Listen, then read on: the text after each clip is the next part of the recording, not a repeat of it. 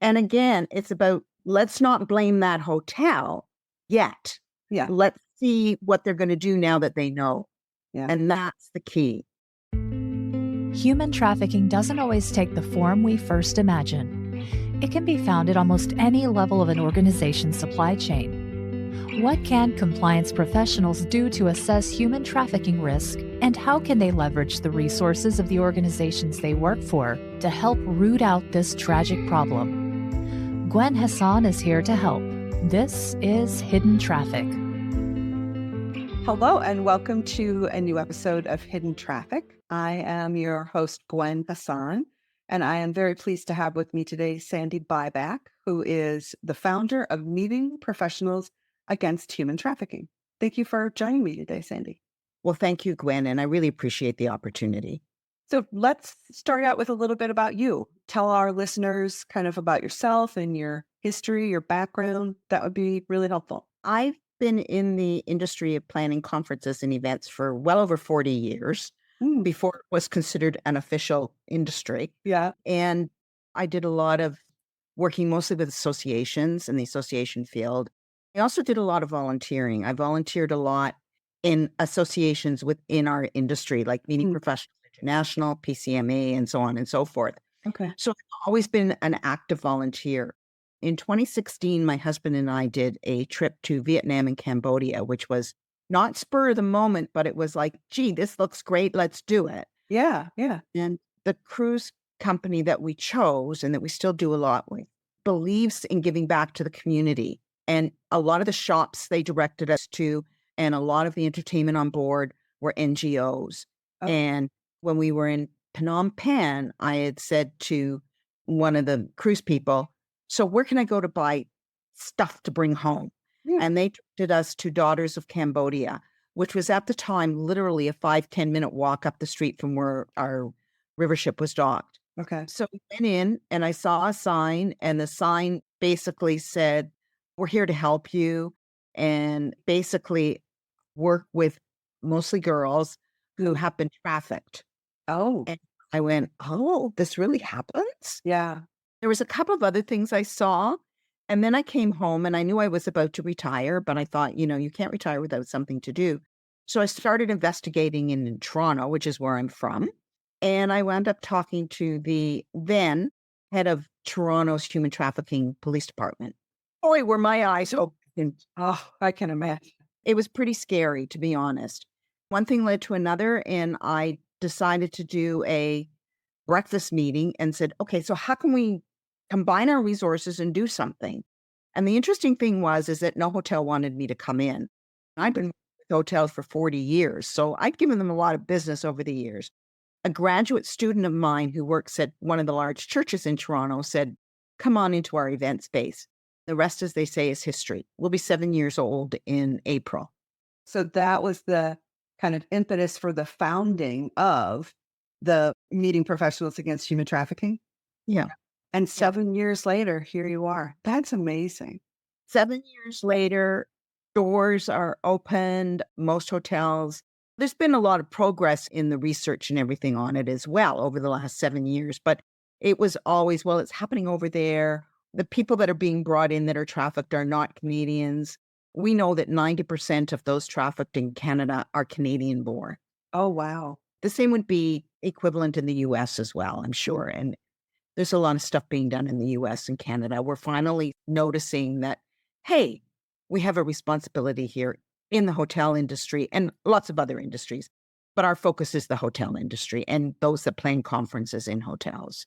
Your organization, if I'm understanding it, please correct me if I'm not getting this right, but it's kind of a collective, if you will, of everyone who's in this industry who all share kind of an intention of making sure that this isn't happening in connection with either their facility or their event or their association. Is that a good way of describing it? I wish we had that many people.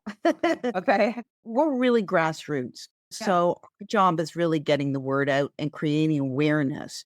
And it is getting out.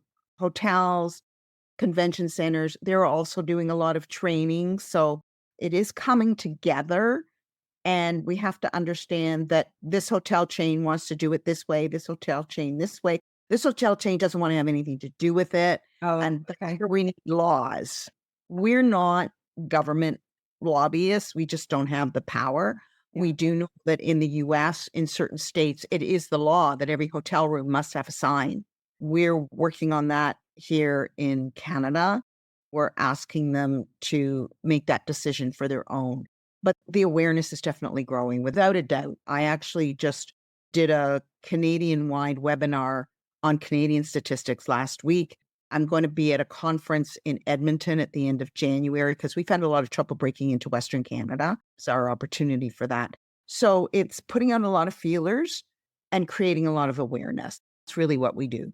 That's kind of the first initial gate everyone has to get through. Because certainly in the people I've encountered, there's a regular assumption that this happens other places. Yeah. This is a foreign country's problem. And people don't have a real understanding that, no, this happens right in your own backyard at functions that you may be attending. So that realization is really hard for people to kind of wrap their minds around, I think, a lot of the time. It could be your children too. Yeah. Wow. Yeah. That's where we make it personal. And that's usually where we can capture somebody. Mm, As soon as we say, so how old are your kids? yeah. And that's how we capture them. The other way we capture them is about saying, this is not saying your hotel or your convention center or your city is bad. This is about what can you do? This is about being a good citizen. You know, the whole ESG, the whole, if I'm a meeting planner and I'm coming in and I've got $500,000 worth of business and you can't tell me that your hotel is training or awareness or something, but Yeah. this hotel can, and it's the same price, guess where I'm taking my business? Yeah. We mix it all up. We mix it all up with risk management. We mix it all up with your heart. We do whatever we can to get the word out. I love that point, though, that there's real dollars behind this and that professionals, regardless of what industry they're in, whether it's meeting professionals, which is your area, but if you're in a procurement team for a large corporation, you should have the same attitude, which is, hey, if I'm going to buy from a supplier who tells me that they've got a training program and they do an audit program and they've got a policy against it and they're a signer onto the United Nations Pact for Human Rights versus Yep. another supplier that's like, I don't know, no, we don't have anything about that. Guess which one you should choose. Exactly. And we're also telling the meeting planner when they start to register people for the conference, put something in your notes there because it shows that you care about the person coming to the event Oh, as yeah. well as the people who work in the event. You mentioned supply chain and all of that. And I mean, we get into a lot of that. Housekeeping is a perfect example. Oh, yes. Yep. There's a horrible story that I won't use the hotel name, but coming out of Florida where it was, a major household name hotel chain that a reporter from, I think it was the New York Times, followed housekeeping staff home one night to find they were living in an abandoned shipping container and Yeah. being trafficked there. No running water, no electricity. And we're working in this hotel right on the Miami Strip. And you forget about the layers of subcontracting that can get involved here, where someone hires somebody to provide housekeeping services that they subcontract, who subcontracts, who subcontracts, and you end up with trafficked people. And again, it's about let's not blame that hotel yet. Yeah. Let's see what they're going to do now that they know. Yeah. And that's the key. There was an issue here just north of the city about 3 years ago now. And the particular hotel group in that resort town actually brought in those housekeepers who were being trafficked and found them rooms within the hotel for X number of days. I don't remember what it was. And if they could, they would hire them. To kind of So, escape that cycle. Yeah. yeah, Yeah. yeah. And that's why when people say it's really sad and how do I keep my head above water? Well, I don't always. Ask my husband. But for the most part, we're seeing good stuff happen. Yeah. And that's what can change things, I believe. I agree that even just the small incremental changes that each individual can make can really have a huge impact. Tell me a bit about the helplines, because I visited your website and saw that you have helplines. Is that for victims to call? Is it for business people to call and get more information? What is the kind of Anybody. Anybody. Okay. Anybody. The numbers we put up there, so we have US, and Canada and Mexico. And we put up the global modern slavery. So if you're in another country, say you're taking a group to another country, you can find out what the number is there. It's if I'm walking down the street and I see something that doesn't look right, I have it in my phone. We suggest people put it in their phone, and it's for anybody. So I can call in and say, look, I'm at the corner of such and such, and I think this is what I'm seeing. And they look like they're about 15 and they're being pushed by their hair, whatever. Then it's up to the caller, and they're trained to say, okay, we'll take it from here. And then they will call the police or call whatever. It's out of our hands. It's for a survivor to call. And here's where having signage in hotel rooms helps. Mm. If you've got in Canada, the 800 number in all of the hotel rooms, and a survivor and a person who's being trafficked can get a hold of that number and is ready to do something. They're not always ready. Yeah. They could call that number and say, look, I'm in trouble. And most of them honestly need housing. They say that 30% of those who leave trafficking need housing Or first. unhoused. Yeah. So it's all of those things. It's in the airports. I've seen it in a number of airports. Mm. It's really for anybody. And if you're working in a hotel and you see it, you need to ask this as a planner, what's your chain of command? For the most part, it's contact front desk, who will then contact their director of security, who in most cases contacts the police. That's what those numbers are for. And on a personal level, put it in your phone. Yeah. It's a small thing that you can do and yet make a huge difference in someone's life. Yeah. I know somebody who is in our business, and she was traveling back home. There was somebody who looked like they were being harassed 3 or 4 seats in front of her on a train. And she was able to do it in big print, kind of get her to see it, and got the girl to get off the train with her, where my colleague, her husband was picking her up. And I know this person, it was all done in really good faith. Yeah. They then called the 800 number and said, here's who was harassing this person. And then it's in their hands. And the person was okay. And my colleague and her husband, the young woman was going back to university, drove her to her dorm. Oh my gosh. And that's honestly as a result of awareness that we're doing in our industry. Yeah. And I mean, likely changed the course of that young woman's life. I mean, who knows what would have happened if a bystander hadn't intervened. I've heard a lot lately about that kind of bystander intervention and training people to speak up and to step in and to create a distraction or somehow get between people that look like they may be causing harm. Is that something that you think is a good idea, or do you think it's more kind of call and get professionals to help you? Because I worry sometimes about people inserting themselves within a trafficking situation, that it could be really dangerous. It's dangerous for the person being trafficked, and it's dangerous for the person intervening. Yeah. Tell people, don't do that. Yeah. Because if you intervene and the trafficker finds out, the trafficker is going to go after you, and the trafficker is going to go after the person being trafficked. Yeah. Yeah. Yeah. Go get this phone number. Go visit the website and make sure you have these numbers so you can know who to call if you see something you get. If you're in a hotel, directors of security have told us to phone the front desk and make a noise complaint, and they'll send somebody right away. Oh, that's a great tip. I hadn't thought of that. Yeah. If you're in a hotel. I mean, that's what we were told from a director of security. Does it work in all hotels? I don't know. Yeah. But it's a good way of getting someone there without necessarily intervening yourself and making sure that someone else is looking in on that room. Yeah. Fascinating. All right. So I talk to a lot of people in industries that aren't really sure where to start with this. And I know we've talked about getting the phone number, putting it in your phone, making yourself aware of it as you're spending dollars to check for your vendors.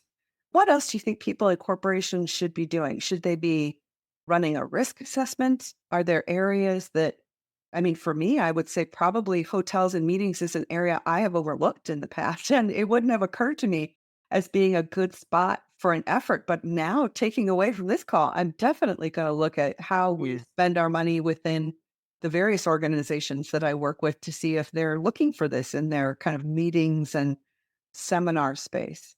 So before you book the space, we would send out an RFP to a number of venues. Okay. And that's one of the questions we ask. What does your property do or don't do? And if the salesperson doesn't know, I hope they're a smart enough salesperson to say, let me talk to somebody who does know. Yeah. But I also think that we have to be smart about it. Most of the large chains are doing something, and this is kind of well, they all are, to be honest. I think a lot of the training from what I've seen, and everybody needs to be trained, a lot of it's when they're brought on board, and it's a lot of online training. So you answer A, B, C, or D. Okay. But as a teacher, if my student would answer B, I'd want to know why. Yeah. I never did multiple choice, which made it a lot harder to mark stuff. But I want to know why. I want to know that, do you talk about it through the year? Do you maybe quarterly have a meeting and say, let's just talk about this?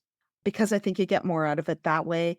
And certainly you should have the onboarding one. If you go to PACT USA or PACT, I can't remember what they've changed it to, but they have, it's unpacking professional something in the PACT basic website. And it is for the hotel industry. Mm. Got some great stuff on it. And it will tell you in the US what laws are required. And they'll give you, for example, the sizing that the sign has to be. Should be. And all Okay. that kind of thought. And in fact, the work that we're doing here in Canada, when a hotel says, yeah, we're interested, we're saying, go here, don't reinvent the wheel. Mhm. Find something that works for you. We don't have to reinvent the wheel. Yeah. You just have to know where to look for it.